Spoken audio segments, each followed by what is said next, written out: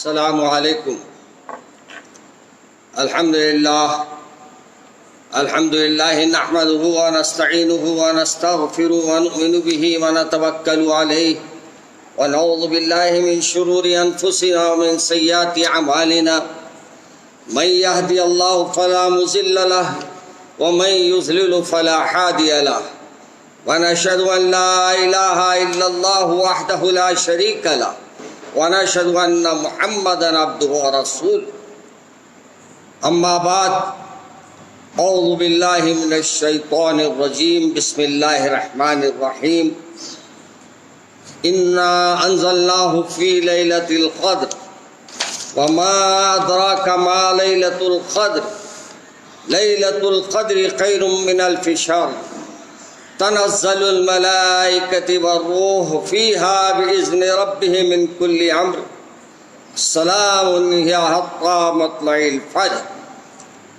عزیزان محترم، آپ اور ہم جانتے ہیں کہ آج 27ویں شب ہے اور 27ویں شب قدر ہونے کے بارے میں جو دلائل ہمارے پاس ہے وہ دلائل کی روشنی میں تمام علماء کرام نے اس بات پر اتفاق کیا ہے کہ وہ تاریخ 27 ہے، اگرچہ کہ بعض علماء فرماتے ہیں کہ آخری عشرہ میں حضور اکرم صلی اللہ علیہ وسلم نے شب قدر کو تلاش کرنے کے لیے فرمایا ہے، لیکن آخری عشرے میں کون سے تواریخ ہے اس کے لیے ہمارے لیے مسئلہ نہ ہو تو اللہ کے رسول نے وہ بات کو بھی ہمارے لیے آسان فرما دیا اور فرمایا کہ وہ تاریخوں کو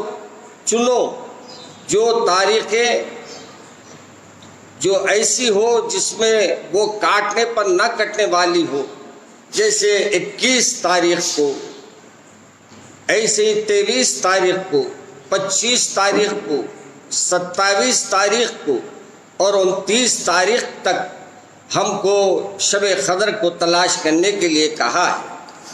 اب شب قدر کیا ہے اس سلسلے میں بھی ہمارے کو ذرا دیکھنا ہے۔ شب قدر کے فضائل اور اس کے معلومات جو آپ کو اور مجھے ملنا ہے وہ یہ ضروری ہے کہ ہم شب قدر کو پوشیدہ رکھنے کی حکمتوں کو جانیں۔ شب قدر کے اندر اللہ تبارک و تعالی کیا فضائل رکھا ہے تو ہم اس کو جاننا ضروری ہے۔ موجودہ حالات میں ہمارے والد ماجد رحمۃ اللہ علیہ حضرت مولانا حسام الدین صاحب فاضل میرے دادا جان اور مولانا حمید الدین آخر حسامی علیہ رحمہ، یہ حضرات نے ہر سال چوک کی مسجد میں اس پروگرام کو منعقد کیا اور والد ماجد کے وصال کے بعد سے بھی وہ سلسلے آج تک جاری ہے، مگر یہ لاک ڈاؤن نے تمام ہمارے پروگراموں کو، تمام ہمارے رمضان کے مقدس راتوں میں اور جو راتیں اللہ نے ہم کو سال میں ایک بار دی ہے وہ ایک مہینہ بھی ہمارا ایسا کٹے گا ہم زندگی میں کبھی نہیں سوچے تھے کہ پوری دنیا جہاں ٹھہری ہے وہیں ٹھہری ہے۔ اللہ تبارک و تعالیٰ گویا بتا دیا کہ دیکھو میں فیصلے کرنے والا ہوں اور میرے فیصلے کرنے والے ہیں، بڑے بڑے حکمراں ہیں، بڑی بڑی سلطنتیں ہیں، بڑے بڑے ان کے پاس ہتھیار ہے، لیکن آج کوئی کام کا نہیں اور وہ سب ان کے لیے بالکل وہ عاجز ہے۔ اللہ نے فرمایا بندے کو عاجز کرنا بھی اور بندے کو اس طریقے سے اس کو آزمائشوں میں ڈالنا یہ اللہ کی مصلحت ہے۔ میرے عزیز دوستوں اور بزرگوں، اللہ تبارک و تعالی قرآن پاک کے بارے میں ارشاد فرماتا ہے انا انزلناہ فی لیلۃ القدر، بے شک ہم نے اس قرآن کو شب قدر میں نازل کیا۔ وما ادراک ما لیلۃ القدر، اور آپ کو معلوم ہے کہ شب قدر کیا ہے، چیز ہے۔ لیلۃ القدر خیر من الف شہر، شب قدر 1000 مہینوں سے بھی زیادہ بہتر ہے۔ 1000 نہیں فرمایا، 1000 سے بھی بہتر ہے، یعنی اللہ تبارک و تعالی کتنا اس کو اجر دینا چاہے وہ اللہ کے ہاتھ میں ہے۔ اور آگے فرماتا ہے تنزل الملائکۃ والروح، اس میں فرشتے اتریں گے، اپنے سے نہیں آئیں گے بلکہ اللہ کے حکم سے آئیں گے، اور جبرائیل امین، روح الامین یعنی جبرائیل امین بھی تشریف لائیں گے، اور یہ اللہ کی اجازت سے آئیں گے۔ اور سلام یا حتی مطلع الفجر، اور یہ کب تک رہے گا؟ فجر کی آپ کے اور میرے درمیان رہے گی۔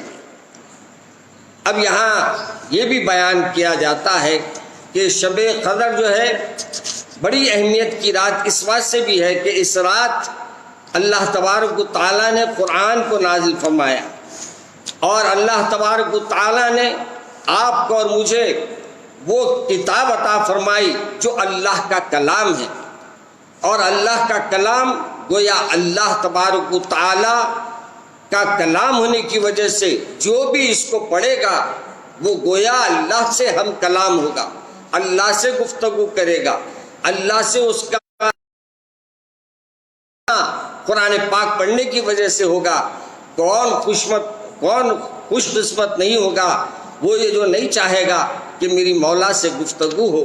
میرے عزیز دوستوں اور بزرگوں، آپ کو اور مجھے یہ بھی جان لینا چاہیے شب قدر اللہ تبارک و تعالیٰ کے فضل و کرم سے محمد عربی صلی اللہ علیہ وسلم کی امت کو عطا کی گئی ہے۔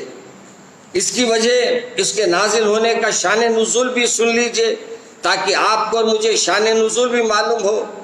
اور شان نزول یہ ہے اللہ تبارک و تعالیٰ اپنے صحابہ کرام کے سامنے یہ بات بتائی اپنے صحابہ کو حضور اکرم صلی اللہ علیہ وسلم نے کہ ایک رات اللہ نے ایسی عطا فرمائی ہے۔ یہ کیوں عطا فرمائی ہے؟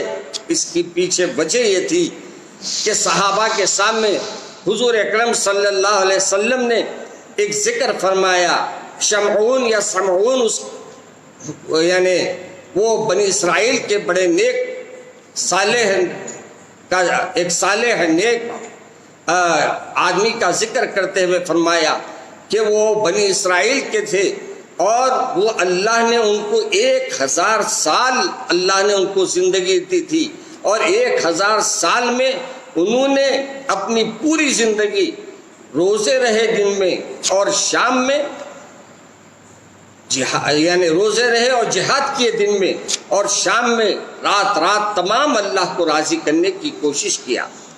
اور ایک جگہ یہ بھی آتا ہے کہ یہ وجہ بتائی جاتی ہے کہ ایک شخص نے، ایک بادشاہ نے اللہ سے دعا کی کہ اے اللہ اگر تو مجھے 1000 اولاد دے گا تو میں تیری راہ میں ان تمام کو جہاد میں بھیجوں گا اور اس دین کے لیے میں کام کروں گا۔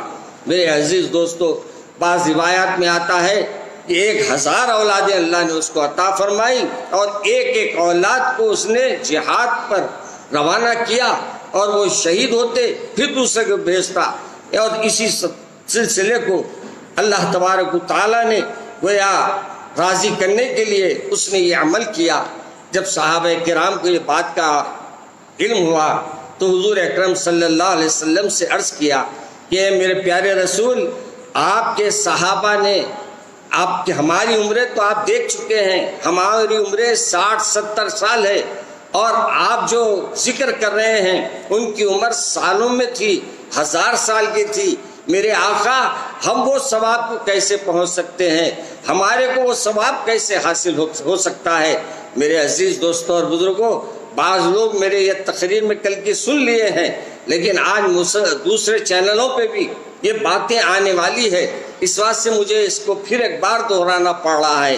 آپ کو معلوم، سرکار دو عالم صلی اللہ علیہ وسلم جب رنجیدہ ہوئے، اپنی امت کے بارے میں سوچے، فکر مند ہوئے، اللہ تبارک و تعالیٰ نے اپنے آقا کی تسلی کے لیے، اپنے محبوب کی تسلی کے لیے ہمارے پیارے رسول کی اس بے چینی کو آپ اللہ نے دور کرنے کے لیے اللہ تبارک و تعالیٰ نے ارشاد فرمایا اے حبیب ہم آپ کو ایک ایسی رات عطا فرماتے ہیں، ایسی رات کہ جس میں ملائکہ آسمان سے آئیں گے اور فرشتے روح الامین آئیں گے اور فرشتے بھی آئیں گے اور یہ پوری دنیا میں پھیل جائیں گے، اور پھر اس رات کو جو بھی اللہ کی عبادت کرے گا، اللہ کو یاد کرے گا، اللہ کا ذکر کرے گا، اللہ کے نام پر اپنے کو رات تمام اللہ کے ذکر میں مصروف رکھے گا، تو سن لیجئے حبیب ہم اس کو 1000 سال سے زائد عبادت کرنے کا ثواب عطا کریں۔ میرے عزیز دوستوں اور بزرگوں، آپ کو مجھے خوش ہونا چاہیے، کیونکہ آپ کو اور مجھے وہ ایک رات مل رہی ہے، اور یہ ایک رات نہیں معلوم ہم کو کتنے بار اللہ نے عطا فرمائی اور کتنی بار ہم نے اس کو غفلت میں گنوا دیا۔ آپ کو معلوم ہے اب میری عمر جیسے 50 سال ہے، اور 50 سال میں انہیں 50 وقت تو آئی ہوگی، 20 سال بچپن کے چھوڑ دیجئے، اور 30 سال جو ہے 30 سال میں ہم کو شب قدر ملی ہے۔ شب قدر کو شاید ہم نے اس کے عبادت اس سے ایسی کی ہے یا نہیں کی ہے نہیں معلوم، اللہ کو جیسے یاد کرنا چاہیے تھا ہم نے کیا ہے یا نہیں کیا ہے نہیں معلوم، بس ہم نے شب قدر کو شب قدر کے انداز سے گزارنے کے لیے ہم نے کوشش بھی کی ہے یا نہیں کی ہے وہ بھی نہیں جانتے۔ ہاں کچھ لوگ ایسے تھے جو شب قدر کو انہوں نے اعتکاف میں بیٹھ کر شب قدر کو انہوں نے اپنے بزرگوں کی صحبتوں میں رہ کر اور اپنے اساتذہ کی صحبت میں رہ کر انہوں نے اس رات کو یقیناً پا لیا ہوگا۔ لیکن آج بہت سے لوگ ایسے بھی ہیں جو ہمارے لاک ڈاؤن میں شب قدر کو پانے کی کوشش میں لگے ہوئے ہوں گے، مگر آپ کو حیرت ہوگی میرے اس 10 سالہ ایکسپیرینس میں تجربے میں میں نے ایک بات دیکھا، اور وہ بات یہ دیکھا کہ لوگ شاپنگوں میں زیادہ رہتے ہیں اور شب قدر میں کم نظر آتے ہیں۔ رات کے جلسوں میں ہوٹلوں میں زیادہ دکھتے تھے، اب تو ہوٹلیں بند ہیں، رات میں کرفیو ہے، اب تو آپ گھر میں ہی ہوں گے۔ لیکن شب قدر کی وہ راتیں جو ہم کو پاسٹ جو یعنی گزرے ہوئے سالوں میں ملی ہے، آپ اور میں شاید اور شاید وہ شب قدر کو حاصل کیے ہوں گے، اس اجر تک پہنچنے کی کوشش کیے ہوں گے۔ میرے عزیز دوستوں اور بزرگوں، اب موقع ہے، آپ کو کہیں جانا آنا نہیں ہے، اور رات آپ کو گھر میں رہنا ہے، رات ہی میں آپ اپنے اس رات کو بہتر سے بہتر بنانے کی کوشش کیجئے، اور زیادہ سے زیادہ اللہ کے سامنے سجدہ کیجئے۔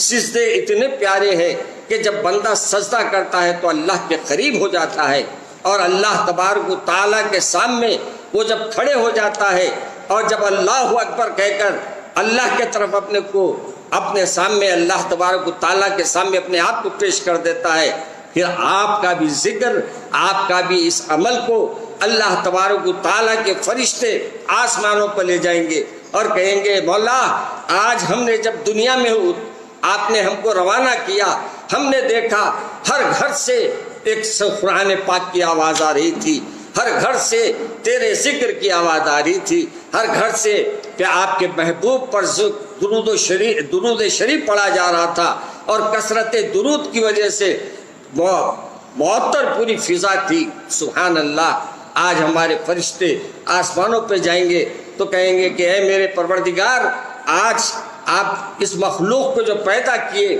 یہ مخلوق تو آپ کے سامنے اپنے سروں کو ٹیک دی ہے، اور اپنے سامنے سروں کو رکھ کر گویا یہ کہہ رہی ہے کہ ہم اپنے تمام اعمال کی اصلاح کریں گے، ہم توبہ کرتے ہیں اپنے گناہوں پر، خطاؤں پر اپنی توبہ کرتے ہیں، اپنے جو بھی عمل ہو گئے ہیں اس پہ شرمندہ ہے۔ یاد رکھیے بندے کی شرمندگی بھی بڑی اہمیت کی حامل ہے۔ جب بندہ شرمندہ ہوتا ہے نا اپنے عمل سے، اللہ اس کی شرمندگی کی وجہ سے بھی اس کے گناہ معاف کر دیتا ہے۔ توبہ سے تو معاف ہوتے ہی ہوتے ہیں، مگر شرمندگی سے بھی اگر وہ کرتا ہے اور شرمندگی اپنے اندر وہ محسوس کرتا ہے، اللہ تبارک و تعالیٰ اس کے وجہ سے بھی اس کے عمل کو قبول فرما لیتے ہیں، اور وہ شرمندگی جب اسے احساس ہو جاتا ہے اور شرمندگی جب اسے پیدا ہو جاتی ہے اللہ تبارک و تعالیٰ اپنے بندے کے گناہوں کو چھپا دیتا ہے، مٹا دیتا ہے۔ میرے عزیز دوستوں اور بزرگوں، آج کی رات اللہ تبارک و تعالیٰ اپنے فضل و کرم سے جو فرشتوں کو بھیجا ہے، فرشتے آئیں گے اور فرشتے پوری دنیا میں پھیلیں گے۔ اب بعض لوگ خضر کے معنی یہ بھی لیے ہیں کہ اس کے اگر معنوں کو اور کشادگی کے ساتھ اگر بیان کرے تو اتنی فرشتوں کی یعنی فرشتے اترتے ہیں کہ جگہ باقی نہیں رہتی، تنگی کے وجہ سے بھی اس کو لفظ کو استعمال کیا گیا ہے۔ میرے عزیز دوستوں اور بزرگوں، شب قدر اب ہماری جو اب یعنی تیسری شب قدر کا آج ہم آپ پروگرام کر رہے ہیں، اب 2 شب قدر یعنی 1 شب قدر باقی رہ گئی ہے، گویا 4 راتیں ہم سے نکل گئی ہے، 1 رات رہ جائے گی جو 29ویں رات ہوگی، وہ 1 شب قدر کی رات ہوگی۔ اس لیے میرے عزیز دوستوں اور بزرگوں، اس شب قدر میں ہم کو کیا کرنا ہے؟ اس کا سب سے بڑا کام یہ ہے کہ آج کی رات ہم اللہ کے سامنے اپنے تمام مناجات کو رکھے، تمام حالات کو بیان کرے اور آج اللہ کے سامنے توبہ کرے، استغفار کرے اور اللہ سے عرض کرے کہ مولا آپ کے سوا کوئی ہمارے عمل کو درست کرنے والا نہیں ہے، آپ کے سوا ہمارے کوئی گناہوں کو معاف کرنے والا نہیں ہے۔ آج جو ہمارے لیے مسائل پیدا ہو رہے ہیں یا پیدا ہوئے ہیں، اس کی سب سے بڑی وجہ یہ ہے کہ ہم نے اللہ کو چھوڑ دیا، اللہ کے رسول کو چھوڑ دیا، اور جو باتیں ہم کو یہ عمل کرنے کی دعوت دیتی ہے ہم نے ان سے بھی دوریاں اختیار کر لی۔ موجودہ حالات میں یہ جو حالات ہوئے ہیں اس میں ہم کو معلوم ہی نہیں ہوا کہ رمضان کیسے گزر گیا، معلوم ہی نہیں ہوا آخری عشرہ کب آیا اور آخری عشرہ کیسے گزر رہا ہے۔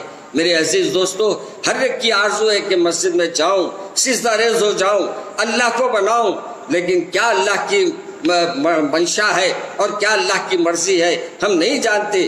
کہ آج ہم کو گھروں کے اندر رہنا پڑ رہا ہے، گھروں کے اندر نمازیں ادا کرنی پڑ رہی ہے، بلکہ حالات جس قدر خراب بتائے جا رہے ہیں اس میں ہم کو آگے کے بارے میں کہا گیا کہ آپ احتیاط کیجئے، مگر ہم کوشش کرنا یہ ہے کہ اللہ جب بھی ہم کو موقع دے کئی نماز ادا کرنے کا تو نماز ادا کر لے، مگر گھر میں بھی نماز ادا کر لے رہے ہیں، یہ بھی بہت بڑا کام ہے۔ آج بہت سے لوگ تو نماز معاف ہو گئی سمجھ رہے ہیں، کیونکہ مسجد کے طرف جانا نہیں پڑ رہا تو انہوں بولے تراویح بھی نہیں ہے۔ گویا تراویح کو بھی ہم یہ سمجھ رہے ہیں کہ مسجد میں جا کے پڑھے تو تراویح ہے اور اس سے ہٹ کے کہیں بھی پڑھے تو تراویح نہیں ہے۔ یاد رکھیے، تراویح آپ کو پڑھنا ہے اپنے گھروں میں۔ اگر آپ کو چھوٹے سورے یاد ہے تو چھوٹے سوروں سے صحیح آپ تراویح کو پوری کیجئے، 20 رکعت ادا کیجئے، 20 سے کم ادا مت کیجئے۔ اور دوسری بات یہ ہے، قرآن پاک کو لے کر بیٹھیے۔ ایک واقعہ مجھے یاد آتا ہے، ایک شخص تھا، بڑا غریب تھا، اور اس زمانے میں کتاب ہاتھ سے قرآن پاک لکھی جاتی تھی، بڑے کم نسخے تھے اور گنتی کے نسخے بازاروں میں تھے۔ ایک صاحب وہ جو غریب تھا اس کی معلوم ہوا کہ فلاں جگہ ایک قرآن پاک کو فروخت کرنے والے فروخت کر رہے ہیں اور اس کو ہدیہ دے کے لینا ہے۔ یہ بیچارہ غریب تھا، مگر جب یہ بات کا علم ہوا تو رات دن محنت کر کے اس نے ان پیسوں کو جوڑا اور جوڑ کر جا کر قرآن پاک کو لے کر آیا اور لے کر آ کر اپنے گھر میں رکھا، اور اس کو جب تک قرآن پڑھانے والے بھی نہیں تھے۔ آج ہمارے مدارس ہے، آج ہمارے ادارے ہے، ہمارے کام کو بچے ماشاءاللہ حافظ قرآن بھی مل رہے ہیں، عالم بھی مل رہے ہیں، مفتیان کرام بھی مل رہے ہیں، سب کچھ ہے۔ لیکن آج اور جب کے دور میں فرق یہ تھا، آج سب چیزیں آسان ہو گئی، اور جب بہت راستے پریشان کن تھے، علم حاصل کرنے کے لیے میلوں کا سفر کرنا پڑتا تھا، اور پھر ایک ضعیف آدمی کہاں سفر کرتا، کہاں یہ چیزوں کو سیکھتا۔ اس نے قرآن پاک کو لا لیا، لیکن اللہ کی کتاب کا بڑا اتنا اس کو ذوق تھا اور اتنا اس کے طرف وہ مائل تھا کہ روز قرآن پاک کو لیتا، ایک ایک صفحے پہ ہاتھ پھیرتے جاتا، چومتے جاتا، ایک ایک صفحے پہ ہاتھ پھیرتا، آنکھوں کو لگاتا، اور یہ پڑھانے والوں کو ڈھونڈتا ہے، پڑھانے والے نہیں ملتے ہیں۔ اس نے کہا اگر نہ پڑھوں مگر اس اللہ کا کلام ہے، میں اپنے مولا کے کلام کو چوم لیتا ہوں، اپنے مولا کے کلام کو ڈھونڈتا ہوں تاکہ وہ الفاظ جو اللہ تبارک و تعالیٰ نے وہ کا ذریعہ بن جائے۔ اور یاد رکھیے جب بندہ اچھا گمان اللہ سے رکھتا ہے نا، وہ تعالیٰ معافی کا معاملہ کرتے ہیں۔ جب وہ انتقال ہوا تو اس کو دیکھا گیا کہ وہ جنت کے اندر ہے، اور پوچھا گیا تو اس نے کہا کہ اللہ کے کلام کی محبت کی وجہ سے مجھے جنت۔ عزیزان کرام، عزیزان محترم، اور آپ دیکھیے اس وقت جو سچویشن ہے، اس وقت جو حالات ہے، ہمارے پاس تو قرآن پاک ماشاءاللہ پرنٹڈ موجود ہے، ایک نہیں گھر میں 10 قرآن پاک موجود ہے، لیکن کیا آج ہم اس قرآن پاک کی تلاوت کر رہے ہیں؟ کیا ہم اس کو چوم رہے ہیں، چاٹ رہے ہیں؟ کیا آج ہمارے اس قرآن پاک کے حق ادا کرنے کا ہے؟ کیا ہم کچھ پڑھ کے حق ادا کر رہے ہیں؟ نہیں کر رہے ہیں تو پھر سوچنے کی بات ہے اور اس پہ توجہ دینے کی بات ہے۔ آج یہ طے کر لیجئے اگر قرآن پاک پڑھنا نہیں آتا تو شرمانے کی ضرورت نہیں، اور یہ بھی بات یاد رکھ لیجئے اگر قرآن پاک آپ پڑھ رہے ہیں تو یہ بات ذہن نشین کر لیجئے کہ قرآن پاک کو اگر کوئی پڑھتا ہے تو اس کا پڑھنے پہ بھی اجر دیتا ہے، اور جو قرآن پاک کو رک کے پڑھتا ہے، اٹک کے پڑھتا ہے، اس کے ہر اٹکنے پہ بھی 10 نیکیاں اللہ تبارک و تعالیٰ عطا فرماتا ہے۔ آپ کو معلوم اس کلام میں سب سے بڑی بات یہ ہے جب بندہ اس کو پڑھتا ہے اللہ اس کے لیے راستے کھول دیتا ہے، اور اس کے لیے اللہ تبارک و تعالیٰ کے قریب ترین لوگوں میں وہ شامل ہو جاتا ہے۔ اس لیے قرآن سے دل لگائیے۔ حال ہی میں نے ایک ویڈیو دیکھا، ماشاءاللہ دونوں میاں بیوی 80 سال کے ہیں، اور 80 سال کے ہونے کے باوجود میاں بیوی ایک دوسرے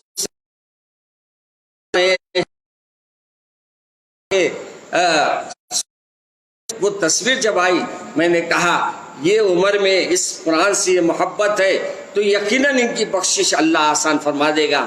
میرے کے دن ہم کو یہ بھی دیکھنا ہے کہ ہماری یہ راتیں جو کٹی ہے وہ کیسی کٹی ہے، کیا ہماری سوتے کٹی ہے یا عبادت کرتے ہوئے کٹی ہے، اور رمضان کے روزے ہمارے جو تھے وہ کیسے گزرے ہیں، کیا وہ روزوں کا ہم نے حق ادا کیا ہے نہیں کیا، روزوں میں ہم نے کوئی ایسے عمل تو نہیں کیے جو دوسروں کے دل دکھانے والے ہو، دوسروں کو کسی کے اوپر ہم نے بہتان تو نہیں مانا۔ آج کل ہم بہتان بازی بہت کر رہے ہیں۔ ہمارے کو بہتان کس کو بولتے ہیں؟ الزام تراشی، جو ہم کوئی کسی کے بارے میں نہیں جانتے اور وہ بات ہم کسی ذریعے سے آپ تک پہنچا دے رہے ہیں اور الزام لگا رہے ہیں کہ فلاں ایسا کیا، فلاں ایسا کیا۔ اور اگر آپ کو یقین مانیے اگر ثابت کرنے کا وقت آیا اور اسلامی حکومت رہتی، اگر آپ ثابت نہیں کر پاتے تو آپ کو 80 کوڑے مارنے کا حکم دیا جاتا۔ آج ہمارے پاس بہت ہو گیا یہ، ہمارے اپنے محلوں میں، اپنے گھروں میں اگر کسی پہ انگلی اٹھانا ہے بغیر جان بوجھے کے، جانتے بغیر کوئی اس بات کو محسوس کیے ہم انگلی اٹھا دیتے ہیں، فلاں عمل فلاں نے کیا ہوگا۔ میرے عزیز دوستو ایک بات یاد رکھیے، ایک واقعہ مجھے یاد آتا ہے اسی پر۔ ایک عورت جو اپنے سعودی عرب کا واقعہ ہے، سعودی عرب میں ہی مدینہ شریف کے قریب میں ایک عورت غسل دے رہی تھی، اور غسل دیتے دیتے اس نے جس عورت کو وہ غسل دے رہی تھی اس کے بارے میں کہا کہ یہ عورت جو ہے یہ عورت جو ہے صحیح نہیں ہے بلکہ یہ عورت غلط ہے، اور اس پہ زنا کا اس نے الزام لگا لیا۔ الزام لگانے کی دیر تھی، اب وہ جب ہاتھ پھیری اس کے پیر پر، اللہ نے اس ہاتھ کو اس کے جسم پر چپکا دیا، اور وہ ایسا چپکا کہ وہ جتنی کوشش کر رہی ہے ہاتھ باہر نکلنے کے لیے تیار نہیں ہے۔ میرے عزیز دوستو امام مالک کا بھی ذکر آتا ہے اس میں کہ بہت ڈاکٹرز نے یہ کہا کہ بھئی یا تو اس کا ہاتھ کاٹ دو، یعنی وہ بچی کا، یعنی وہ جو الزام عورت لگائی تھی اس کا ہاتھ کاٹ دیا جائے، کیونکہ وہ غلط الزام لگائی لہذا اس کی سزا میں اس کا ہاتھ کاٹ دیا جائے، یا نہیں تو اب اس کے عورت جو مرحومہ ہے جس کا گوشت پہ یہ ہاتھ چپک گیا ہے اس کا وہ گوشت نکالا جائے.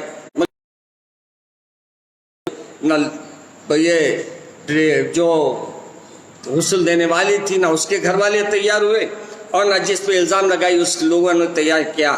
کہتے ہیں کہ امام مالک کے پاس گئے. امام مالک نے کہا کہ میں چل کے ذرا بات کرتا ہوں. اور جب وہ بات کرنے آئے پردے کے اندر سے کیا ماجرا نے کہا کہ ایسا ایسا واقعہ ہے, میں غسل دے رہی تھی اور غسل دیتے دیتے میں نے کیا کیا, اس عورت پر یہ ایک ایسا عمل کی ہے, میری زبان سے یہ نکل گیا. تو آپ نے کہا کیا تو نے گواہ پیش کر سکتی ہے؟ اس نے کہا گواہ تو میرے پاس نہیں ہے. کہا بغیر گواہ کے تو نے الزام لگایا ہے, لہٰذا تیرے کو 80 کوڑے مارے جائیں گے. اب یہاں سے دیکھیے اللہ کے کوڑے مارنا شروع ہوا. کوڑے مارتے گئے اور 1 کوڑا 2 کوڑے 3 کوڑے 20 کوڑے 40 کوڑے 60 کوڑے, مگر وہ جسم سے جو ہاتھ نہیں, وہ عورت جو غسال تھی غسل دے رہی تھی کوڑوں پہ کوڑے کھا رہی ہے. آخر کار 80 کوڑوں میں اللہ کے 80 کوڑے جب اس پہ مارے گئے, 80 کوڑوں کے بعد وہ اس کا جسم سے ہاتھ چھوٹ گیا. گویا اللہ نے بتا دیا مری ہوئی عورت پہ تم الزام لگائے, لہذا اس کی سزا یہ ہے کہ اس کے جسم سے تمہارے کو ہم یعنی ایسا کر دیں گے کہ اپنے جسم سے اس کو علیحدہ نہیں کر سکے. میرے عزیز دوستو, ہم بھی آج کل بڑے الزامات لگاتے ہیں, بڑی بہتان تراشی کرتے ہیں. ہم کو یہ دیکھنا ہے کہ آج کے زمانے میں ہم کسی پہ انگلی اٹھانے سے بہتر ہے اپنی اصلاح کر لے اور اصلاحی بات کر کے نکل جائے, کسی پہ الزام نہ لگائے اور کسی کو کوئی برا نہ کہے. یاد رکھیے بات چھوٹے عمل رہتے ہیں, لیکن بخششوں کا معاملہ اس کے لیے بڑا دیر پا ہو جاتا ہے اور بخششوں کا یعنی اس کے لیے اللہ تبارک و تعالیٰ راستہ ہی نہیں کھولتا. اور اب جبکہ ہم روزے ہیں, جبکہ ہم اللہ کا ذکر کر رہے ہیں, جبکہ ہم اللہ کے سامنے اپنے پیشانیوں کو ٹیک رہے ہیں, اس کے باوجود ہم کو کسی کے بارے میں کوئی الزام لگانے کا حق نہیں ہے. ہم اپنی زبان سے بھی احتیاط کریں. آج کل نوجوانوں میں بہت عام ہو گئی ہے بات کہ وہ کس پہ بھی وہ کہہ دیتے ہیں یہ شرابی ہے, یہ وہ ایسا ہے وہ ایسا ہے. یاد رکھیے ہمارے کو کہا گیا کہ اگر کوئی شراب خانے میں جاتا ہوا بھی نظر آ گیا تو اس پہ یہ الزام نہ لگاؤ کہ وہ شرابی ہے, ہو سکتا یہ ہے کہ وہ کس سے ملنے جا رہا ہے. ہمارا سوچ کا انداز بدل لیجئے, اپنے آپ اپنی اصلاح خود کر لیجئے, دوسروں سے آپ کو اصلاح کا درس لینے کی ضرورت نہیں ہے. میرے عزیز دوستو, اسی طریقے سے آج کی رات ہمارے کو یہ بھی دیکھنا ہے کہ ہم کسی پہ ظلم تو نہیں کیے اور کوئی ظلم کی ایسا تو نہیں کہ اسی مظلوم کو ہم نے تکلیف پہنچائی ہے. اور آج ہمارے سے یہ ہو رہا ہے کہ آج ہم اپنے نوکروں پر خادموں پر ہاتھ اٹھا لیتے ہیں, بے تکے گالیاں دے دیتے ہیں, بے تکی باتیں کر دیتے ہیں اور اس کے بعد یہ کہتے ہیں کہ بھائی کیا کریں اس کا. یاد رکھیے اللہ کے رسول نے فرمایا کل تمہاری گالی بھی تولی جائے گی اور اس کا عمل بھی تولا جائے گا. اگر گالی تم نے زیادہ دی ہے تو پھر روز قیامت میں یہ طے کر لو کہ آپ کو وہاں اپنے عمل کا معاملہ طے کرنا پڑے گا. میرے عزیز دوستو, اس بات سے کسی پہ ظلم مت کرو. آج کل تو ہمارے پاس حیدرآباد کچھ عجیب و غریب بن گیا ہے. آج کل تو میرے کو لاک ڈاؤن ہوا تو بڑی خوشی ہوئی تھی, میاں بیوی خوش ہوں گے اور بھائی بہن خوش ہوں گے, بھائی خوش ہوں گے. مگر حیرت کی بات یہ ہے کہ یہ دنوں میں زیادہ جھگڑے ہو گئے ہیں. بھائی سے لڑ رہا ہے, مکاندار کرایہ دار سے لڑ رہا ہے, میاں بیوی سے لڑ رہی ہے, بیوی میاں سے لڑ رہے ہیں. اللہ اکبر. ارے بھائی, ہم کو اللہ نے کیا فرمایا؟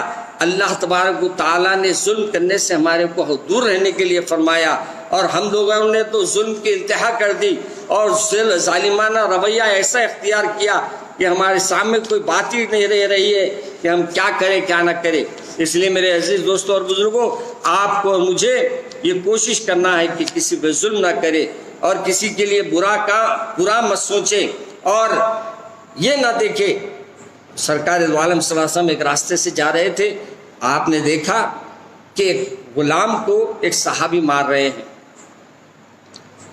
آپ نے پیچھے سے آواز دی، اے میرے صحابی جو بھی نام تھا، اے شخص تو بھی تو کسی کا غلام ہے، تو بھی تو کسی کا غلام ہے، آج تو غلام کو مار رہا ہے مگر یہ تو بھول گیا ہے کہ تیرا مولا تیرے غلطیوں کو دیکھ کر بھی سزا نہیں دے رہا ہے، تیرے غلطیوں کو دیکھتا ہے مگر تیرے مولا تیرے کو معاف کر دیتے ہیں۔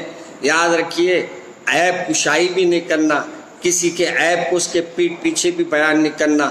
آج کل ہم لوگوں میں یہ بھی بات بہت آگے بڑھ گئی ہے کہ کسی کے بھی پیچھے کسی کے لیے بھی کوئی بات کہہ دیتے ہیں، اور یہ بات کہنے کی وجہ سے یہ ہو جاتا ہے کہ ہمارے کو اللہ تبارک و تعالیٰ ان لوگوں میں شامل کر دیتا ہے جو الزام لگانے والے ہیں، اور جو ہمارے اللہ کے احکامات سے دور کرنے والوں کے الفاظ جو ہوتے ہیں وہ ہمیں اس میں شامل کر دیتے ہیں۔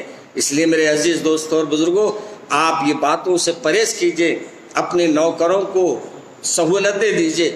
آپ نے جب صحابہ کرام سے فرمایا تم بھی تو کسی کے غلام ہو، تو انہوں نے فوری پلٹ کر کہا، اے میرے آقا مجھے آپ نے آنکھ کھول دی، اے میرے مولا، میرے پیارے رسول، آج میں آپ کو گواہ رکھ کر کہہ رہا ہوں اس غلام کو میں اپنے سے آزاد کر دیتا ہوں۔ پہلے غلاموں کی منڈی لگتی تھی، غلام بھی بکتے تھے، جیسے یوسف علیہ السلام کو بھی منڈی میں بیچا گیا تھا، اور یوسف علیہ السلام بھی غلام کی حیثیت سے آپ کو فروخت کیا گیا تھا۔ آج یہ چیزیں نہیں چلتی ہے، مگر آج بھی بچہ غلامی کے کام چل رہے ہیں، اور بچوں کو لے کر اپنے پال لیتے ہیں اور اب یہ سمجھتے ہیں کہ ان کی جائیداد بن گیا ہے۔ یہ خطاً درست نہیں ہے۔ ہم کسی بچی کو لے کے اگر اپنے گھر میں کام کرنے رکھ لیے ہیں تو اس پہ آپ کا حق ہے، اور شادی کر کے دینے کا یہ حق نہیں ہے کہ آپ اس کو یہ ہمیشہ احساس دلاتے رہے میرے سے تیری گھر چل رہا ہے، میرے سے تیرا پریوار چل رہا ہے، وہ محنت کر کے اپنا کھانا کھا رہی ہے، تو پھر آپ یہ الزام کیسے لگا سکتے ہیں؟ میرے عزیز دوستوں اور بزرگوں، یاد رکھیے اس شب قدر میں ملائکہ آئیں گے، اور پھر جب پورے فرشتے بھی پھیل جائیں گے تو اب یہ خوش نصیب وہ لوگ ہوں گے جن سے وہ مصافحہ بھی کریں گے۔ اب مصافحہ کرنے کے بارے میں علماء کرام کی رائے الگ الگ ہے۔ علماء کرام نے کہا کہ بعض گھروں میں فرشتے نہیں جائیں گے، اور بعض گھروں میں فرشتوں کے لیے جانے کا اس لیے بھی وہ نہیں جائیں گے کیونکہ آج ہمارے گھروں میں کچرے پڑے ہوئے رہتے ہیں، آج ہمارے گھروں میں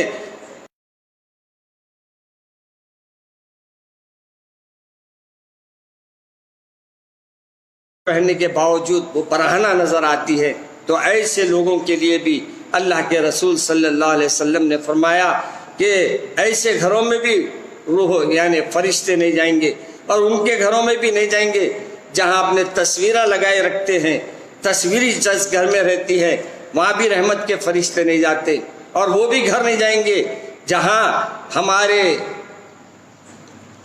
آپ اور ہم اپنے گھروں میں کتے پالتے ہیں، جہاں کتے پالتے ہیں وہاں بھی رحمت صفا نہیں کریں گے، ان کی لسٹ میں آتے ہیں وہ مخلوق پہ ظلم کرنے والا۔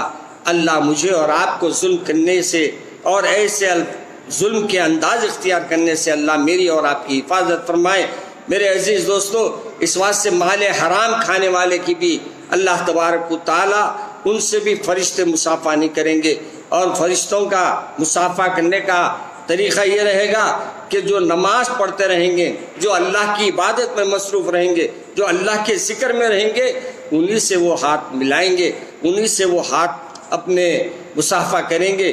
تو میرے کو آپ کو بھی یہ دیکھنا ہے کہ باوضو رہیں۔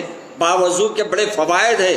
باوضو رہنے سے جب دل بولا نماز ادا کر سکتے ہیں، باوضو رہنے سے جب چاہے وہ قرآن پاک کو ہاتھ لگا سکتے ہیں، باوضو رہنے سے جو بھی ہم اللہ کا کلام پڑھنا چاہتے ہیں بآسانی پڑھ سکتے ہیں۔ اس لیے ہم کو باوضو رہنا چاہیے، اور اسی وجہ سے اگر آپ باوضو رہیں گے تو فرشتوں کا مصافحہ بھی آپ کو مل جائے گا۔ اب موجودہ حالات میں آپ کو کہہ رہے ہیں نا کہ ہاتھ دھو، اپنے منہ دھو، چہرہ دھو، اور نہ اپنے جتنے چیزیں ڈاکٹرز بتا رہے ہیں، ہمارے پیارے رسول 1500 سال پہلے فرما دیے، اگر تم ناک صاف کرو گے، ناک میں پانی لوگے تو ناک کے کیڑے مریں گے، ہاتھ صاف کریں گے تو ہاتھ کے کیڑے مریں گے۔ گویا اللہ کے رسول نے پہلے ہی بتا دیا۔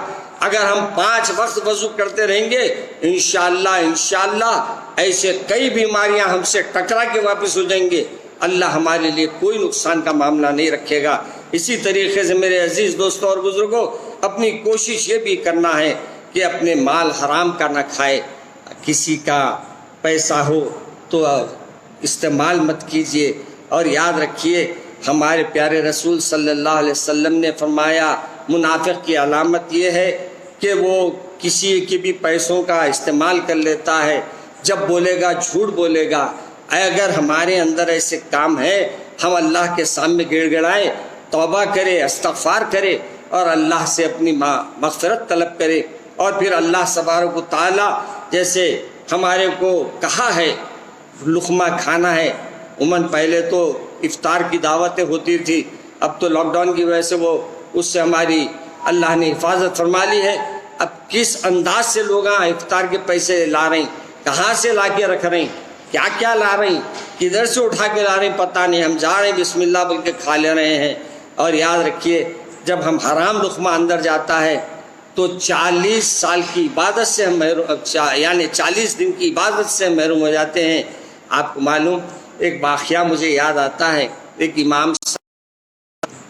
امام صاحب اپنے وطن کو سے کہیں آیا تھا نماز پڑھانے کا اعلان، وہ نماز پڑھانے کے لیے چلے گئے، اور جب نماز پڑھانے کے لیے چلے گئے تو اسی اثناء میں ایک صاحب جو مصلی تھے، امام صاحب کو رات دن ساتھ رہتے، رات دن ان کے انداز زندگی کو دیکھا، بڑے ہی اخلاق والے، بڑے ہی اللہ سے ڈرنے والے، حرام لقمے سے بچنے والے، اللہ کے نافرمانیوں سے بچنے والے، ہر وہ عمل جو اللہ کو راضی کرنے کا تھا ان کے اندر تھا، اور وہ عمل جو اللہ سے دور کرنے کا تھا وہ اس سے بچے ہوئے رہتے تھے۔ تو انہوں نے فوری اپنی بیٹی کے طرف سے انہوں نے کہا کہ امام صاحب میں آپ کو چند دن سے دیکھ رہا ہوں، آپ نیک ہے، صالح ہے، اللہ کی عبادت کرنے والے ہیں، میں اپنے کو اپنی بیٹی آپ کو دینا چاہتا ہوں، آپ سے شادی کرنا چاہتا ہوں۔ تو امام صاحب نے کہا کہ ایسا ہے کہ آپ اپنے طور پہ تو مجھے پسند کر لیا ہے، لیکن میں بھی تو آپ کو دیکھ لوں کہ آپ کیسے ہیں، لہٰذا بہتر ہے کہ آج سے 40 دن تک میں آپ کو دیکھوں گا، اور 40 دن کے بعد میں اپنے فیصلہ کروں گا۔ 40 دن ان کے ساتھ رہے، اور 40 دن کے رات دن اٹھنے بیٹھنے کو دیکھے، ان کی آمدنی کے ذرائع دیکھے، ان کے کھانے کے طریقہ کار کو دیکھا، ہر چیز کا جائزہ لینے کے بعد امام صاحب نے کہا کہ اب میں آپ سے راضی ہوں۔ تو انہوں نے کہا کہ حضرت آپ یہ بتائیے آپ یہ 40 دن مجھ سے کیوں مانگے؟ کہا کیونکہ اس بات سے مانگا، آپ مجھے جانتے تھے، میں آپ کو نہیں جانتا تھا، مگر میں اب دیکھ لیا کہ آپ کے گھر والے بھی دیندار ہیں، بے پردگی نہیں ہے، اور حلال لقمہ آپ استعمال کرتے ہیں، حرام سے اجتناب کرتے ہیں۔ جب آپ کے تمام چیزیں میرے سامنے آئی تو میں نے بھی ارادہ کیا کہ میرے لیے بھی ایسی ہی لڑکی چاہیے۔ آج ہمارے پاس کیا ہو رہا ہے، لڑکی کو دیکھتے ہیں تو جائیداد کو دیکھ کر شادی کر رہے ہیں، یا حسن کو دیکھ کر شادی کر رہے ہیں۔ قیامت کے نشانیوں میں یہ ایک نشانی ہے، لوگ یا تو مرتبے کے لحاظ سے شادی کریں گے، یا تو ان کے جو دولت ہے یا ان کی شہرت کی وجہ سے شادی کریں گے۔ آج یہی وجہ ہے کہ بچے کی جانچ صحیح نہیں کر رہے یا بچی کی جانچ صحیح نہیں کرتے، اور اگر دونوں اچھے بھی نکلتے ہیں تو اپنے گھر والے ان کو دونوں میں لڑانے کا کوئی کسر باقی نہیں رکھتے۔ مجھے افسوس کے ساتھ یہ کہنا پڑ رہا ہے، آج ہمارے لاک ڈاؤن کے دنوں میں بھی بہت سے ایسے لوگوں نے فون کیا جن کے شوہروں نے ان کو طلاق دے دیا ہے، جن کے شوہروں نے ان کو اپنے ایسے الفاظ استعمال کر دیے ہیں کہ وہ اپنے شوہروں سے بیزار ہو گئے ہیں۔ ارے بھائی یہ دنا محبت بڑھانے کے تھے، یہ نفرتیں کیسے پیدا ہو گئی، اور یہ جو کیا کہتے ہیں ایسے عمل جس سے دوریاں پیدا ہو جائے وہ کیسے ہو سکتے ہیں؟ میرے عزیز دوستو، آپ اور میں یہ دنوں میں خرابت کو توڑنے والے کو بھی اللہ تبارک و تعالی آج کی رات اللہ کے طرف سے آنے والے فرشتے مصافحہ نہیں کریں گے۔ خرابتوں کو توڑنے کے معنی یہ ہے رشتے اپنے جو ہے ان کو رشتوں کو بچا کے رکھیے، رشتوں کے اوپر اپنی جان دے دینا، رشتوں کے اوپر جان لے لینا کمال نہیں ہے، جان دے دینا کمال ہے۔ آج ہم لوگ جانا لینے کے عادی ہو گئے ہیں، جان دینے کے قابل نہیں رہے۔ افسوس، صد افسوس کہ آج تو ماں باپ کی بھی عزت کرنا چھوڑ دیے ہیں، ماں باپ کا احترام کرنا بھی چھوڑ دیے ہیں۔ ماں باپ کو بٹی دے رہے ہیں سودا لانے جانے کے لیے، ماں باپ کو بٹھا کر ان سے یہ الفاظ کہا جا رہا ہے، جاؤ تمہارے فلاں کو بولو۔ اپنے نواسوں کو، ان کے پوتروں کو سمجھایا جا رہا ہے کہ جا کے تم اپنے نانا کو بولو، اپنے دادا کو بولو۔ ارے میرے عزیز بھائیوں، تم جو آج بو رہے ہیں کل تمہارے کو بھی وہی فصل اگائیں گے اور وہی عمل ہوگا جو آج تم تو اپنے والدین کے ساتھ کر رہے ہیں۔ بہو بیگم ہو یا ہمارے دیگر کوئی یعنی کیا کہتے ہیں شوہر محترم ہو، اگر دونوں بھی اپنے بزرگوں کے ساتھ غلط عمل کرنے تو یاد رکھو اللہ کے پاس دیر ہے، اندھیر نہیں ہے۔ ایک نہ ایک دن ایسا آئے گا کہ ایک ماں باپ تھے، ماں باپ کو بیوی نے ضد کیا کر کے کہا اب میرے ماں باپ کو آپ کے اپنے گھر سے نکال دیجئے۔ انہوں نے نکالنے کا طے کیا۔ ماں باپ گھر سے جاتے جاتے کہا کہ بیٹے بیڈ شیٹ تو دے دو، ہم رات میں اوڑھ کے سوئیں گے کیا، بچھائیں گے کیا۔ بیٹے کو رحم آ گیا، اس نے کہا ٹھیک ہے، جا کے اندر سے بیڈ شیٹ لایا۔ اس کا بچہ بھی تھا، نواسا بھی تھا، پوترا بھی تھا۔ پوترا بھی اتنا تھا کہ اچھا ماشاءاللہ چلنے پھرنے کے قابل سمجھدار تھا۔ جب وہ بیڈ شیٹ لا کر ماں باپ اپنے دادا دادی کو دے رہے تھے، یہ بھی ٹھہر گیا، کہا کہ پوری بیڈ شیٹ ان کو نہیں دینا۔ اس نے لوگوں نے کہا کہ کیا ہے بیٹے، پرانی بیڈ شیٹ ہے، پھٹی ہوئی بیڈ شیٹ ہے، ہم وہ دے رہے ہیں، تو اس کو بھی دینے کے آواز سے روک رہا ہے۔ تو اس لڑکے نے جواب دیا، اماں جان، ابا جان، آج آپ اپنے ابا کو نکال رہے ہیں، اپنے سسرے کو نکال رہے ہیں، تو آپ بیڈ شیٹ دے رہے ہیں، میں وہ بیڈ شیٹ پوری دینا نہیں چاہتا، اس واسطے کہ میں آپ کو نکالتے وقت نئی بیڈ شیٹ کہاں سے لاؤں، لہٰذا یہ بیڈ شیٹ رکھوں گا، جب آپ کو میں گھر سے نکالوں گا تو یہ بیڈ شیٹ آپ کے حوالے کروں گا۔ میرے عزیز دوستو، یہ تاریخ آج کل دہرا رہی ہے، یہ واقعات ہمارے سامنے آ رہے ہیں۔ میرے عزیز بھائیوں، خرابتوں کو مت توڑیے، اور میرے سرکار نے فرمایا خرابتوں سے اپنے آپ کو جوڑ کے رکھیے، محبتوں کو عام کیجیے، اور خرابت کو ہم یہ کوشش کریں کہ اپنی نفرتوں سے، اپنے گھروں میں اختلافات سے ایک دوسرے کو دور ہونے کے بجائے ان کے اندر ہم محبت پیدا کریں۔ یاد رکھیے، ہم کو بعض لوگ کہتے ہیں جھوٹ بولنا جائز ہے نا مولانا۔ ارے جھوٹ بولنا جائز ہے، کہاں جھوٹ بولنا جائز ہے وہ بھی تو دیکھو۔ جھوٹ بولنا وہاں جائز ہے جہاں ایک مسلمان دوسرے مسلمان سے آپ ملا رہے ہیں، ایک بھائی کو دوسرے بھائی سے ملا رہے ہیں، تو آپ یہاں جھوٹ بول سکتے ہیں۔ ہر جگہ آپ جھوٹ بول کر اپنے کو یہ سمجھ رہے ہیں کہ میں جھوٹ بول کر میں کیا کر لوں گی، یہ جھوٹ بھی بہت بڑا گناہ ہے۔ اس لیے اللہ تبارک و تعالیٰ نے فرمایا لعنت اللہ علی الکاذبین، جھوٹوں پر اللہ کی لعنت ہے۔ جو بھی جھوٹ بولے گا اس کی منہ کی جو بو نکلتی ہے اس سے فرشتے دور ہو جاتے ہیں۔ اللہ اکبر، اللہ ہماری اور آپ کی حفاظت فرمائے۔ تو میں عرض کر رہا تھا میرے عزیز دوستو، اور یہاں آگے جانے کے بعد ان فرشتوں، ان لوگوں سے بھی مصافحہ فرشتے نہیں کرتے جو یتیموں کا مال کھا جاتے ہیں۔ اب آپ بولیں گے حضرت یتیموں کے مال سے کیا مراد؟ بہت سے ایسے لوگ ہوتے ہیں جو یتیموں کا مال لیتے ہیں اور اپنے استعمال میں لا لیتے ہیں، اور پھر ان لوگوں کو جو رقم دینا ہے وہ دینے سے انکار کرتے ہیں۔ یا تو یوں بھی ہو رہا ہے آج کل، بھائیاں جو ہے بہنوں کو حصہ دینے کے لیے تیار نہیں ہے، اور بہنوں کو بھائیاں حصہ دینے کے لیے تیار نہیں ہے۔ یہ حصے نہیں دینا بھی بہت بڑا گناہ ہے۔ آپ کو اور مجھے اپنے یتیم بچوں کے اوپر سر پہ ہاتھ رکھیے، کیونکہ اللہ تبارک و تعالیٰ نے فرمایا جو یتیموں کے سر پہ ہاتھ رکھتا ہے اللہ تبارک و تعالیٰ اس کی اولاد کو یتیمی کے داغ سے بچاتا ہے، اور جو بیواؤں کا خیال رکھتا ہے اللہ تبارک و تعالیٰ اس کی بیوی کو بیوہ ہونے سے بچا لیتا ہے۔ تو ایک صاحب بولے مولانا ہماری بیوی تو بڑے خوش ہے۔ میں نے کہا کیوں خوش ہے؟ تو کہا کہ میرے کو کہہ رہے ہیں میں آپ کے نام پہ کچھ بھی نہیں دے رہی ہوں۔ کہا کیوں نہیں دے رہے ہیں؟ اس واسطے نہیں دے رہے ہوں کہ میں آپ کے ساتھ زیادہ رہنا نہیں چاہتی۔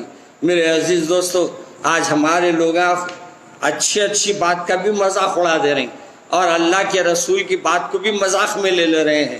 اس لیے ہم کو یہ دیکھنا ہے کہ ہمارے ہر عمل کو یہ دیکھنا ہے کہ ہر عمل ہمارا اللہ کو پسندیدہ ہو۔ بندے پسند کریں یا نہ کرے اس سے ہمارے کو کوئی فرق پڑنے والا نہیں ہے، کوئی ہم کو کچھ ملنے والا نہیں ہے۔ ہم یہ کوشش کریں کہ جتنا بھی ہو سکے اللہ کو پسند آنے والا عمل کرے۔ اس لیے میرے عزیز، کوئی یتیم ہے تو اس گھر پہ جاؤ اور جا کر اس کی خدمت کرو، اور یعنی اس کے گھر کے باہر کوئی سامان رکھ دو۔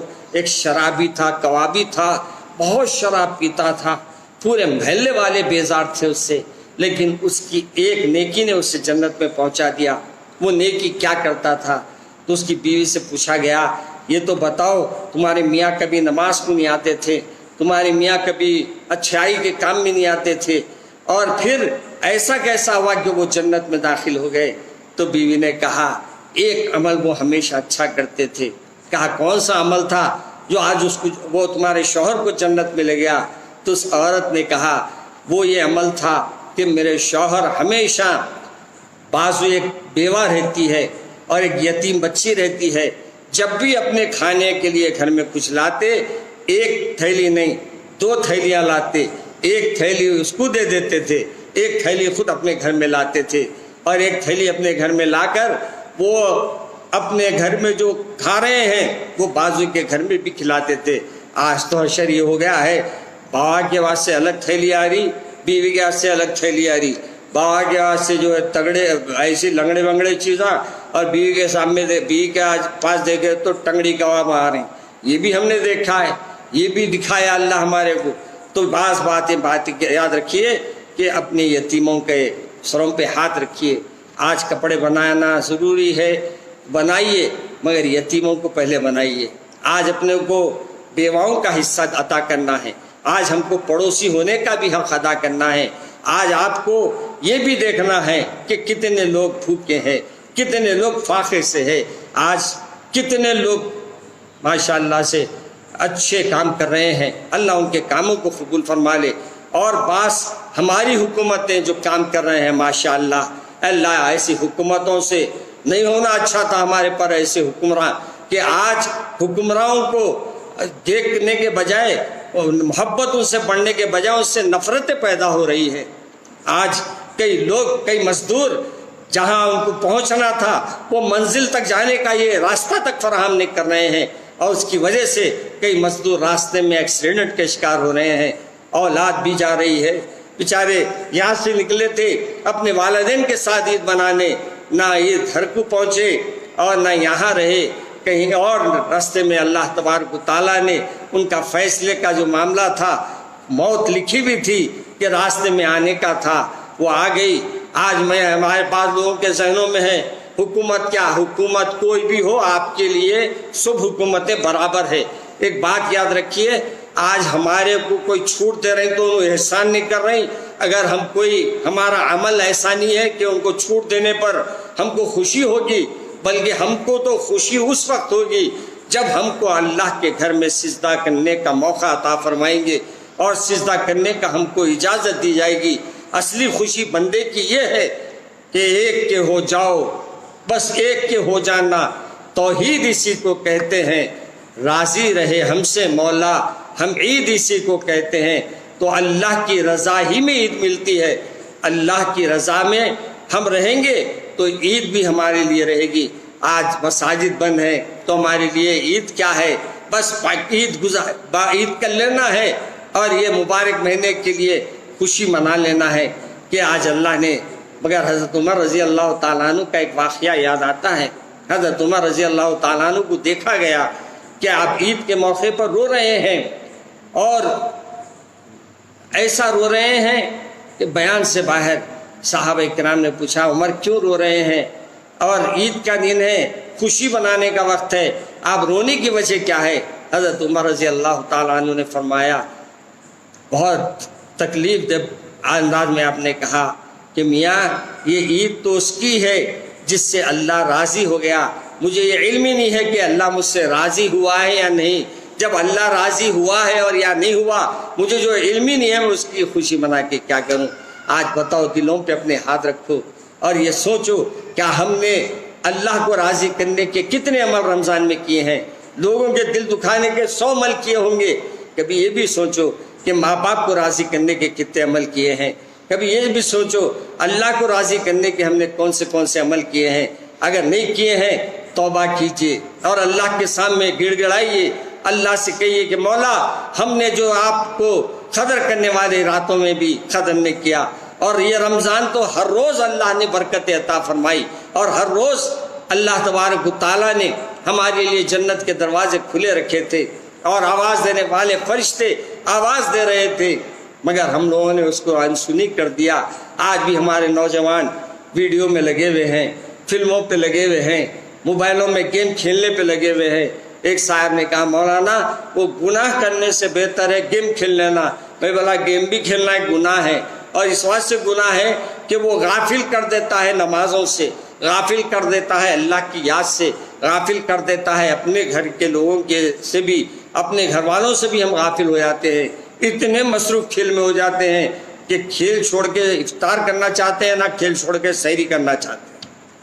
میرے عزیز دوستوں اور بزرگوں، آپ یہ سب چیزیں سن لیے کہ کن کن سے آج مصافحہ نہیں کریں گے۔ پہلے تو گھروں میں نہیں آئیں گے، وہ لوگوں کے جن سے مصافحہ کرنے آئیں گے تو وہ اگر سو رہے ہیں تو ان کے مصافحے نہیں ہوں گے، باوضو رہیں گے تو ان کے مصافحے ہوں گے۔ لیکن جہاں جہاں کتے رہتے ہیں اور فوٹواں رہتے ہیں، اور جہاں عورت برہنہ رہتی ہے، آپ کو معلوم برہنہ بولے تو یاد آیا، حضرت پیارے رسول صلی اللہ علیہ وسلم کو جب حضرت جبرائیل تشریف لائے، پہلی بار جب جبرائیل علیہ السلام تشریف لائے تو سرکار نے فرمایا مجھے یقین نہیں آ رہا ہے کہ یہ آسمان سے جبرائیل آئے ہیں۔ تو بی بی صاحبہ نے فرمایا تھا یا رسول اللہ، آپ نے اور ہم نے پہلے نشانیوں میں بھی پڑھا ہے کہ جو فرشتے ہوتے ہیں وہ کچھ ایسے عمل دیکھتے ہیں تو چلے جاتے ہیں۔ بی بی صاحبہ سے سرکار عالم صلی اللہ علیہ وسلم کے بعد دونوں گفتگو کیے، اس کے بعد کہا میرے آقا جب آپ کے پاس جبرائیل آئے تو مجھے اشارہ کر دیجئے۔ حضرت جبرائیل علیہ السلام سرکار کے پاس حاضر ہوئے تو سرکار دو عالم صلی اللہ علیہ وسلم نے بی بی صاحبہ کو اشارہ کیا، آپ نے فوری اپنے سر کا پلو ہٹا لیا۔ حضرت جبرائیل علیہ السلام آپ کی نظروں سے اوجھل ہو گئے، پھر سرکار دو عالم صلی اللہ علیہ وسلم کی زوج محترمہ اور آپ کی میری امی جان نے پھر سر پہ اپنے پلو ڈالا۔ جب سر پہ پلو ڈالا پھر جبرائیل نظر آنے لگے تو آپ نے کہا مبارک ہو آپ کو کہ یہ آپ کے آسمان سے اترنے والے جبرائیل ہے۔ اور آپ کو معلوم اب جبرائیل علیہ السلام رسول اکرم صلی اللہ علیہ وسلم کے گھر میں اگر آپ کے اور میری امی جان کے سر پہ پلو نہیں رہتا تو آپ وہاں سے رخصت ہو جاتے ہیں۔ تو اب آپ بتائیے جہاں ہم لوگ ہمارے گھر والے کبھی سر پہ نہیں اوڑھتے، ہمارے گھر والے جہاں کم آستینوں کے کپڑے پہنتے ہیں، ہمارے گھر والے جب ایسے باریک کپڑے پہنتے ہیں جس سے جسم نظر آ رہا ہے، تو بتائیے کیا فرشتے وہاں آئیں گے؟ فرشتے کیا اس گھر میں داخل ہوں گے؟ اور پھر ہم لوگ یہاں سوتے رہیں گے تو فرشتے نہیں آئیں گے۔ اس لیے آج رات تمام کوشش کیے، کیونکہ فرمایا ہیا حتی مطلع الفجر، یعنی فجر کی نماز تک آپ کے لیے اور میرے لیے خوشخبری ہے کہ آپ کا اور میرا مصافحہ حضرت جبرائیل علیہ السلام سے ہوگا۔ اس لیے میرے عزیز دوستوں اور بزرگوں، فرشتوں سے بھی ہو سکتا ہے، تو آپ آج کی رات توبہ کیجئے، استغفار کیجئے، اور یہ بھی کوشش کیجئے کہ ہمارے کو جو بھی موقع اللہ دیا ہے اس کو زیادہ سے زیادہ غفلتوں سے بچائے، اللہ اور اللہ کے احکامات کی روشنی میں زندگی گزارے۔ تو آج جو لوگوں سے مصافحہ نہیں کرتے ہیں، پھر ایک بار میں ان کے نام کہہ دیتا ہوں، مخلوق پہ ظلم کرنے والے سے، مال حرام کھانے والوں سے، خرابتوں کو توڑنے والوں سے، چغل خور ہے، چور سے بدتر، لٹا دیتا ہے دوستوں کا گھر۔ بچپنے میں ہمارے کو سناتے تھے یہ بات کہ ایک کی سنی دوسرے کے سامنے نہیں سنانا۔ آج کل ہمارے پاس یہ بھوت ہو گیا ہے، یہاں کا سن کے وہاں بولتے، وہاں کا سن کے یہاں بولتے، اور یہ بولنے سے کیا ہوتا ہے؟ نفرتیں بڑھ جاتی ہے۔ اس لیے چغل خوری سے بچیے، غیبت سے بچیے، بہتان تراشی سے بچیے، اور یتیموں کا مال کھانے سے بچیے۔ اپنی بہنوں کا حق نہیں دیے ہیں تو دے دو۔ اس سے پہلے کہ آپ اور میں خبر میں چلے جائیں، آج میں ایک بات عرض کر دوں۔ گزشتہ شب قدر میں بہت سے لوگ ہمارے ساتھ تھے، بلکہ گزشتہ ہمارے ساتھ 1-2 مہینے پہلے لاک ڈاؤن سے پہلے بہت سے لوگ ہمارے ساتھ تھے، لیکن یہ لاک ڈاؤن جب سے آیا بہت سے اس دنیا سے پردہ کر گئے، بہت سے لوگ دنیا سے چلے گئے۔ اب نہیں معلوم، اب یہ راتیں اور یہ دن ہم کو اللہ نے جو دیا ہے اس کا شکر ادا کر لے، اور آئندہ رمضان اور آئندہ شب قدر، آئندہ یہ مبارک مہینے ہم کو ملیں گے نہیں ملیں گے پتہ نہیں۔ اس لیے میرے عزیز دوستوں اور بزرگوں، زیادہ سے زیادہ اللہ کو راضی کریے۔ سب سے اچھا ہے کہ ذکر کرتے رہیے، اللہ کا ذکر کیجیے، لا الہ الا اللہ کا ذکر کیجیے، اور آج کے دن پڑھنے کی دعا ہے نا، آپ لوگ بھی پڑھیے، میں پڑھاتا ہوں ایک وقت، آپ لوگ بھی اپنے پاس دہرا لیجیے۔ اللہم انکا عفو کریم تحب العفو فاعف عنا۔ میرے عزیز دوستو، یہ دعا پڑھ لیجئے، اور پھر بسم اللہ لا یضر مع اسمہ شیئا جی قرآن پڑھیے، اللہ کے رسول پہ درود کثرت سے پڑھیے۔ آپ درود پڑھتے جائیں گے اور یہ شاید جتنے فرشتے آئیں گے وہ سب گواہ ہو جائیں گے کہ آج کی رات درود پڑھنے والوں کی کثیر تعداد نے آپ پہ درود بھیجا ہے۔ آئیے ہم سب بھی درود پڑھ لیں گے۔ اللہم صلی علی سیدنا مولانا محمد وآلہ واصحابہ وازواجہ وذریاتہ اجمعین۔ اے اللہ اپنے فضل و کرم سے ہماری ان محفلوں کو قبول فرما۔ آج میرے سامنے ابھی فون کوئی دعاؤں کی آواز سے بھی بہت سے لوگوں نے تحریر لکھا ہے، بہت سے لوگ کرونا کی لپیٹ میں آ گئے ہیں۔ اے اللہ آپ ان کو شفا دینے والے ہیں، آپ ان کو صحت دینے والے ہیں۔ اے اللہ جتنے بیمار ہیں ان کو شفا عطا فرما۔ اے اللہ جو بھی آج اب ہمارے لیے مسائل کھڑے ہوئے ہیں، اے اللہ اس کے بارے میں تو جانتا ہے۔ اے اللہ ہم پہ رحم کا معاملہ فرما، ہم پہ کرم کا معاملہ فرما۔ اے اللہ ہم سب کو اپنا فرمانبردار اطاعت گزار بنا۔ اے اللہ ہم سب کو اپنے احکامات پہ چلنے اور اطاعت و فرمانبرداری میں رہنے والا بنا۔ اے اللہ جتنے بیمار ہیں اللہ ان کو شفا عطا فرما، جو پریشان حال ہیں ان کی پریشانیوں کو دور فرما، جو مصیبت زدہ ہیں ان کی مصیبتوں کو دور فرما۔ اے اللہ جو بے اولاد ہیں ان کو اولاد عطا فرما۔ اے اللہ جو بے روزگار ہیں ان کو روزگار عطا فرما۔ اے اللہ اس بیماری سے انتقال کرنے والے لوگ اور جو بھی اس مہینے میں 2 مہینے میں انتقال کر گئے ہیں، اے اللہ جو بھی ہمارے مرحومین ہیں ان سب کی مغفرت فرما دے۔ اے اللہ ان کو جنت الفردوس عطا فرما دے۔ اے اللہ سب کو اپنے نیک اور صالح بندوں میں شامل فرما لے۔ اے اللہ موجودہ حکومتیں جو ہم پہ جو پابندیاں لگائی ہے، جو عید کی نماز کی ہے یا جو ہمارے جمعے کی نماز کی ہے، اے اللہ جانتا ہے ہم کوشش تو کیے مگر آپ جانتے ہیں کہ ہمارے لیے کوئی راستہ بن رہا نہیں۔ اے اللہ ہمارے لیے کوئی راستہ بنا دیجئے تاکہ شکرانہ تیرے گھر میں آ کے ادا کر سکے۔ اے اللہ جو بھی اپنے روزگار کے لیے پریشان ہیں ان کے روزگار کو اے اللہ ترقی عطا فرما۔ اے اللہ ہم کو بیکار اپنے کو بازاروں میں رکھنے والا نہ بنا، بلکہ جتنا ہو سکے ہم کو ذکر کرنے والا، اطاعت و فرمانبرداری میں رہنے والا بنائے۔